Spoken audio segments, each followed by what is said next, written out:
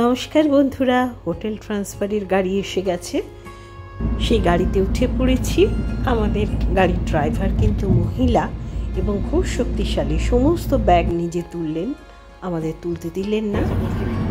আমাদের হোটেল এই এয়ারপোর্ট থেকে খুব বেশি দূরে নয়, মিনিট 15-20 মধ্যেই আমরা পৌঁছে যাব। আশপাশটা একটু দেখছি আর আপনাদেরও দেখাচ্ছি। হোটেলে পৌঁছেই কিন্তু আমরা ডিনারে চলে যাব। এই সুইজারল্যান্ডে আসার পথে দেখলাম প্রচুর টানেল। এরা পাহাড়ের ওপরের তাকে নষ্ট না করে, মানে গ্রিনারিটাকে রেখে তলায় টানেল করেছে এবং সেই টানেল কিন্তু সংখ্যা কিন্তু অনেক। এই সুইজারল্যান্ডে মূলত জার্মান, ফ্রেঞ্চ আর খুব অল্প ইটালিয়ান ল্যাঙ্গুয়েজ হয়। জার্মান জানলেই আপনার মোটামুটি চলে যাবে। এই যে এসে গেছি, দেখুন গাড়ির পিছনে আবার এরকম একটা মাল নেবার একটা আলাদা ক্যারেজ। সমস্ত কিছু আমাদের লাগেজ রেখেই আমাদের জন্যই সবাই ওয়েট করছিল। আমরা ডিনার করতে চলে যাচ্ছি ইন্ডিয়ান রেস্টুরেন্টে। আমরা মোটামুটি ছোট বাচ্চা বড় মিলিয়ে 31 জন আছি। এখানে দেখুন আরেকটি টানেল পার হচ্ছি।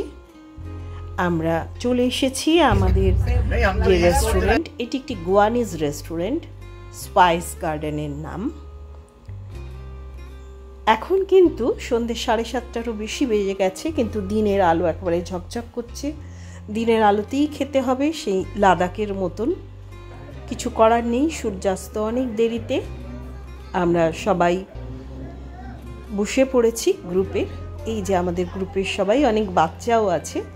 খাবার দাবার বেশ ভালো। এই রেস্টুরেন্টটি এক গোয়ানিজ ভদ্রলোকের। আমি ভাত, রুটি, সবজি, একটু নুডলস, ডাল, স্যালাড এইসব নিয়েছি। এর সঙ্গে দই আছে, চিকেন আছে, অপশান অনেক কিছু রয়েছে। আমি সব কিছু খাই না। যাই হোক, খাওয়া দাওয়া হয়ে গেল। এই রেস্টুরেন্টের বাইরের বাগানটা একটু দেখছি, আশপাশটা দেখছি। প্রথম এসে নেমেছি, যার জন্য সত্যি বলতে কি ভালো লাগছে।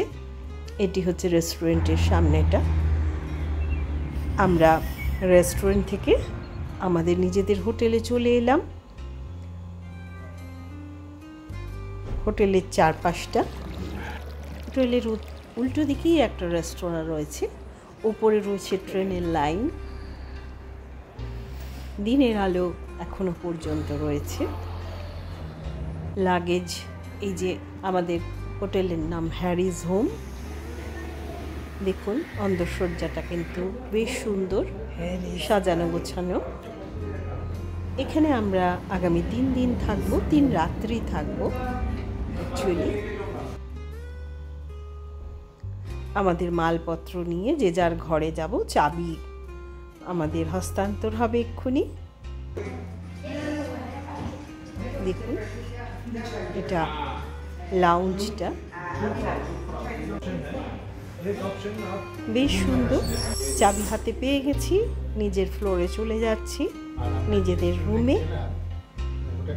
ঢুকে পড়লাম। আমাদের রুম একটা ডাবল বেডের কট রয়েছে, পাশে একটা সিঙ্গেল বেডের ব্যবস্থা বাবানের জন্য। টিভি রয়েছে, ইলেকট্রিক কেটল যেরকম থাকে। একটি আলাদা ঘর, সেখানে জামা কাপড় রাখার ছাড়ার জায়গা এবং লকার রয়েছে। আপনার মূল্যবান জিনিস, পাসপোর্ট আপনি রেখে যেতে পারেন। তবে এই বিষয়ে আমি পরে বলবো আপনাদের। ব্যালকনিটা ছোট কিন্তু খুব সুন্দর। ব্যালকনির পিছনে এই জঙ্গলটা আমার ভীষণ পছন্দ হয়েছে। যত চোখ যাচ্ছে এই জঙ্গলটা দেখতে পাচ্ছি, অপূর্ব সুন্দর। খুব ইম্পর্ট্যান্ট জিনিস যেটা, সেটা হচ্ছে টয়লেট। যে কোনো হোটেলেরই টয়লেটটি সুন্দর। এদের তো ড্রাই জোন, ওয়েট জোন আলাদা করা থাকে। যে সমস্যার কথা আগেই বলেছিলাম, এদের টয়লেটে কিন্তু কোনো জেট স্প্রে থাকে না, যার জন্য কমোডের কাছে কিছু থাকে না বলে আপনারা একটা বটল রাখতে পারেন বা একটা ছোট মগ ক্যারি করতে পারেন। আরেকটা জিনিস, এদের কিন্তু জল, যে কোনো জায়গার জল এরা খায়। বলছি এখন রাত্রি 9:30, কিন্তু এখনও কিন্তু দিনের আলো রয়েছে। হ্যাঁ, যে কথা বলছিলাম, যে কোনো জায়গার জলেরা খায়, কিন্তু আমরা অভ্যস্ত নই বলে হোটেল রিসেপশনে সার্ভিস রুম কোথায় জেনে নেবেন, সেখান থেকে আপনার একটা বোতল লাগবেন, জলের বোতল, তাতে করে জল ভরে নেবেন। সেই রাত্রিটা কেটে গেল। পরের দিন সকালে ব্রেকফাস্টের জন্য চলে এসেছি। ব্রেকফাস্টের বিপুল আয়োজন, কফি মেকার, চায়ের জায়গা, স্যুপের জায়গা, ফলের রসের জায়গা, সমস্ত কিছু রয়েছে। বিভিন্ন ধরনের কফি, চা, এখানে তো চিজ, ব্রেড, দই, সালাদ, ব্রেডের অনেক রকম অপশন আছে। তাছাড়া সালামি, যারা এগুলো খায়, আমি তো কোনো ধরনের মাংসই খাই না, শুধু ছবি তোলার জন্যই এদিকটায় এসেছি। তাছাড়া কর্নফ্লেক্স, মুসলি, হানি, প্রচুর অপশন রয়েছে। কর্নফ্লেক্স, মুসলি, বিভিন্ন রকমের গ্রেনস, দুধ, তারপরে আপনার বিভিন্ন রকমের ড্রাই ফ্রুটস, ব্রেড, বাটার, অনেক রকমের জ্যাম, জেলি ইত্যাদি তো আছে। আমার খাদ্য তো এই পর্যন্তই। আমি একটু ফ্রাইড রাইস নিয়েছি, বয়েলড এগ, একটু সবজি আর একটু ফ্রুটস, অনেক কিছুই আমার চলে না।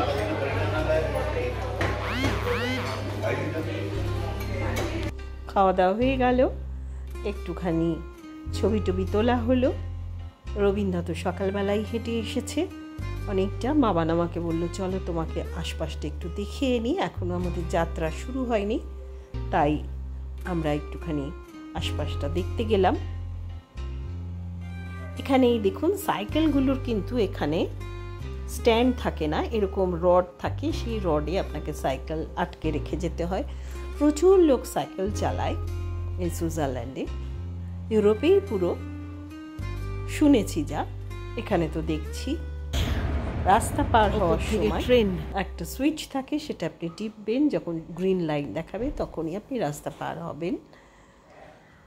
উল্টো দিকে বিল্ডিং রয়েছে, না আগাছা, মানে সেটাও আবার ফুল টুল, তো চারপাশটা খুব ফাঁকা, খুব নির্জন, লোকজন প্রায় নেই বললেই চলে।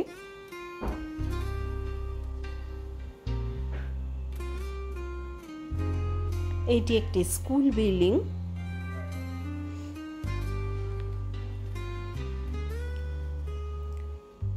পাশে তাদের খেলবার জায়গা রয়েছে। ক্রমশ এগিয়ে যাচ্ছি, এই যে স্কুলের খেলার জায়গা। দেখুন কি সুন্দর ট্রামগুলো না। আর আমাদের কলকাতার ট্রাম চলে গেল প্রায়। সত্যিই খুব মন খারাপ লাগে, জানি না এই ব্যস্ত শহরে সম্ভব কিনা, কিন্তু খুব ভালো লাগে ট্রাম। স্কুলের আরেকটি রাস্তা রয়েছে, তার পাশ দিয়ে একটি মাটির রাস্তা। রাস্তাটা কিন্তু একদম ন্যাচারাল। এই জিনিসটা কি বলুন তো, এখানে আপনি কুকুর নিয়ে যাবেন, কুকুর যদি পটি করে সেই পটিটা আপনাকে তুলে এই যে ফেলার জায়গা ডাস্টবিনে এখানে ফেলে দিতে হবে। আপনি রাস্তায় আমাদের দেশের মতন যেখানে সেখানে কিন্তু কুকুর পটি করিয়ে রেখে চলে যেতে পারবেন না। এই জায়গাটি হচ্ছে যতদূর মনে হচ্ছে আবাসন টাইপের।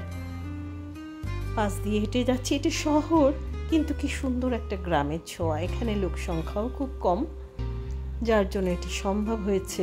এর মানে হচ্ছে বাচ্চাদের খেলার জায়গা। এখানে আরো কিছু দেখছি বিল্ডিং, স্কুলই হবে, স্কুলেরই কিছু মনে হচ্ছে। Child care and high school, মানে এইটা বোধহয় বাচ্চাদের স্কুল। তার মানে ভেতরে বাবান বেশ অনেকটা জার্মান জানে, এটাই সুবিধা, আমাকে একটু বুঝিয়ে দিচ্ছে লেখাগুলো কোথায় কি আছে। জেলেন মানে কিছু বুঝি না জায়গাটার নাম। আর গ্লাস বন্ধুরা, আমার মানে সেন্টার ভিডিওগুলো ভালো লাগলে একটু লাইক দিবেন, একটু বন্ধু বান্ধবদের সঙ্গে শেয়ার করবেন, কমেন্ট করার থাকলে নিশ্চয়ই করবেন, আমাকে একটুখানি সাপোর্ট করবেন।